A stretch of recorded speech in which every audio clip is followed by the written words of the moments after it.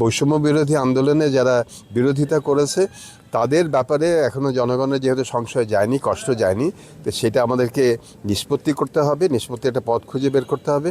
কিন্তু বাংলাদেশ সবার জন্য, এবং এখানে আমাদের অবশ্যই শিল্পকর্ম সবার জন্য খোলা এবং সবার জন্য এখানে পার্টিসিপেট করতে পারবে, সেটা চাই। আমরা কোনো এক ব্যক্তিকে কেন্দ্র করে বাংলাদেশ না, মুক্তিযুদ্ধ এক ব্যক্তিকে কেন্দ্র করে হয়নি, এক দলকে কেন্দ্র করে হয়নি।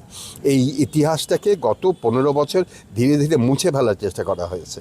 7ই মার্চের ভাষণ আমি শুনেছিলাম, আমি তখন গায়ে কাঁটা দিয়ে, আমি তখন ক্লাস 10-এ পড়ি, গায়ে কাঁটা দিয়ে উঠেছিল, উত্তেজিত হয়ে গেছিলাম এই কথাগুলো শুনে। কিন্তু সে 7ই মার্চের ভাষণ গত 15 বছর ক্রমাগত জোর করে শোনাতে শোনাতে শোনাতে শোনাতে শোনাতে এক পর্যন্ত কান ঝালাপালা হয়ে গেছে। এই যে বিগত রাষ্ট্র যে বোঝেনি, সরকার যে বোঝেনি, সেটা খুব দুঃখের বিষয় যে একটা রাষ্ট্র পরিচালনা করছে, তার সরকার বুঝতে পারছে না যে মানুষ কি চায়।